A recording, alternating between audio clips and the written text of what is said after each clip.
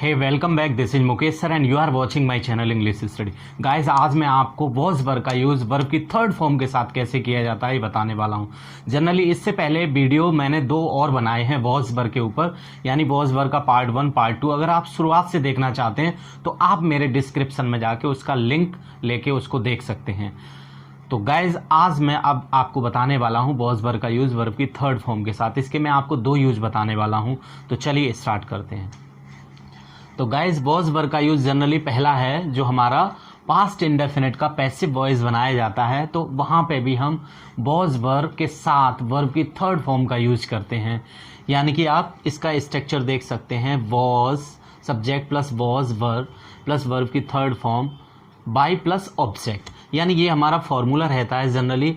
यहाँ पे आपको पैसिव वॉइस में मैं आपको बता देता हूँ एक बात और, कि जनरली काम कौन कर रहा है उसको हम लास्ट में लिखते हैं। और इसका जनरली हिंदी जो निकलता है, हिंदी सेंस, यानी कि किया गया या गई, किया जाता या जाती थी, यानी ऐसा किया जाता था या ऐसा काम किया गया था, यानी इस तरीके के सेंसेज आप देखेंगे guys.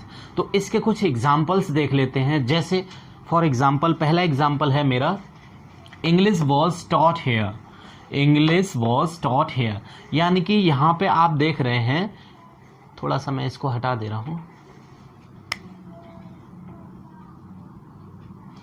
English was taught here, यानी कि यहां इंग्लिश पढ़ाई जाती थी। इंग्लिश वॉज टॉट हेयर का मतलब है यहां इंग्लिश पढ़ाई जाती थी, लेकिन कौन पढ़ा रहा है ये हमें पता नहीं चल रहा है गाइस। तो अगर हम चाहें इसको आगे बढ़ाना तो बाई, रोहन, सोहन, कोई भी एक ऑब्जेक्ट ले सकते हैं, और अगर नहीं भी लें तो इतना भी काम हमारा चल सकता है। तो पहला एग्जांपल है इंग्लिश वॉज टॉट हेयर। तो गाइज, यहाँ पे इंग्लिश जो हमारा सिंगुलर सब्जेक्ट है, मैंने पहले भी आपको बताया आई प्लस सिंगुलर सब्जेक्ट के साथ हम वॉज लगाते हैं, प्लूरल सब्जेक्ट के साथ हम वर्ब का यूज करते हैं। तो इसका दूसरा एग्जाम्पल अब ले लेते हैं। सी वॉज कॉल्ड, उसे बुलाया गया। सी वॉज कॉल्ड, उसे बुलाया गया। कहाँ बुलाया गया और किसके द्वारा बुलाया गया ये नहीं पता चल रहा है गाइज, यानी किसके द्वारा बुलाया गया। तो she was called by Rohan, Sohan, कुछ भी हो सकता है। ऐसे ही अगला एग्जाम्पल है, ही वॉज इन्फॉर्म्ड, उसे इन्फॉर्म किया गया। अगला एग्जाम्पल है, आई वॉज थ्रेटन्ड यस्टरडे, मुझे कल धमकी दी गई। मुझे कल धमकी दी गई। थ्रेटन मीन्स धमकी और थ्रेटन्ड थर्ड फॉर्म हो जाती है इसकी। अगला एग्जाम्पल है गाइज, ही वॉज पनिश्ड, उसे दंडित किया गया, यानी किसने दंडित किया या किसके द्वारा दंडित किया गया ये नहीं दिया है।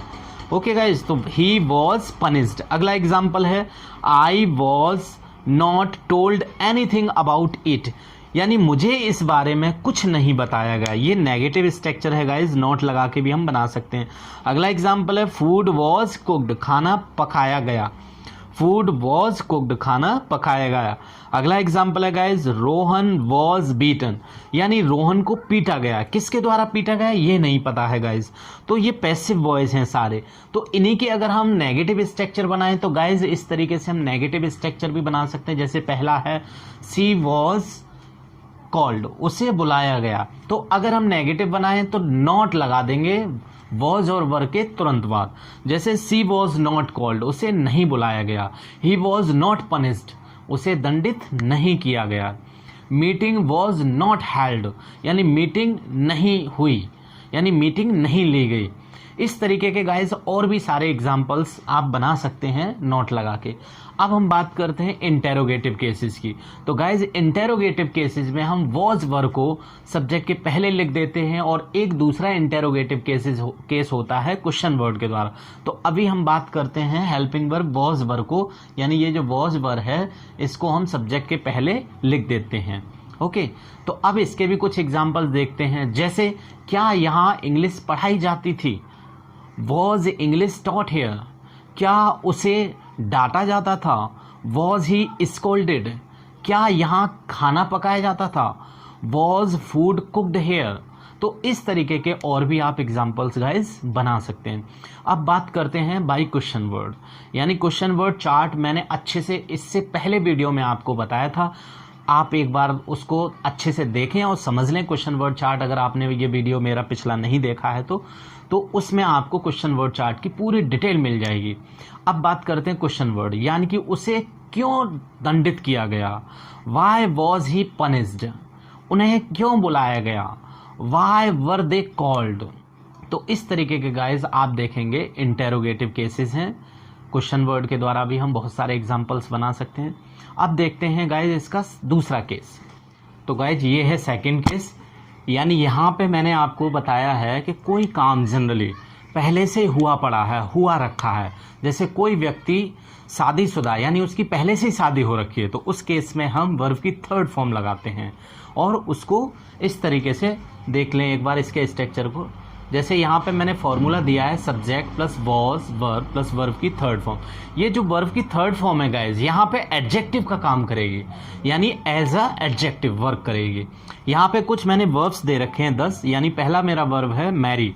मैरी का मतलब है शादी होना या विवाह होना, तो इसकी थर्ड फॉर्म है। जैसे for example he was married, वह शादीशुदा था। ही वॉज मैरिड, वह शादीशुदा था, यानी पहले से ही शादीशुदा था।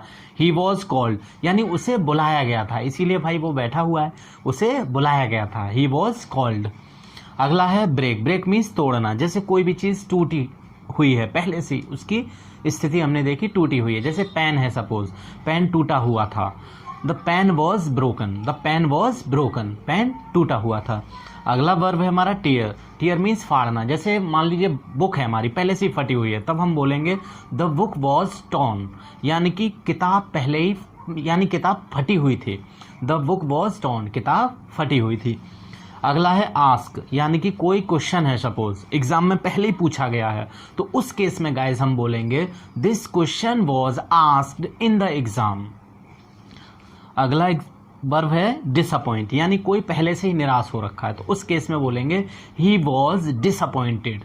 ही वॉज डिसअपॉइंटेड, वह निराश था। अगला है हेयर। ये गाइज हेयर जो है वर्ब की फर्स्ट फॉर्म है, इसका थर्ड फॉर्म है हर्ड, इसको पढ़ा जाता है। तो जैसे कोई भी बात हमारी सुनी हुई है, तो उस केस में हम बोलेंगे it was heard. It was heard, यह सुना हुआ था। बाउंड मीन्स घायल होना। बाउंड मीन्स घायल होना। कोई मान लीजिए सपोज व्यक्ति घायल हुआ है, पहले से घायल है, हमने उसको देखा वो पहले से ही घायल है, तो उस केस में बोलेंगे he was bounded. He was bounded, वह घायल हुआ था। अगला है कीप, यानी कोई चीज़ पहले से ही किसी जगह पर रखी हुई है, तो उस केस में हम कीप की थर्ड फॉर्म कैप लगा के इसको बनाएंगे। जैसे पेन मेज पे रखा हुआ था, तो उस केस में हम बोलेंगे the pen was kept on the table. The pen was kept on the table, यानी कि पेन मेज पे रखा हुआ था। तो गाइज ये आज के कुछ एग्जाम्पल्स और ये टॉपिक है। आई होप आपको बहुत अच्छे से क्लियर हुआ होगा। फिर मिलते हैं एक नए वीडियो में एक इंटरेस्टिंग टॉपिक के साथ। और गाइज मैं एक बात और आपसे बोलना चाहूँगा, वही कि यदि आपने मेरा चैनल अभी तक सब्सक्राइब नहीं किया तो प्लीज़ कर लीजिए। ओके।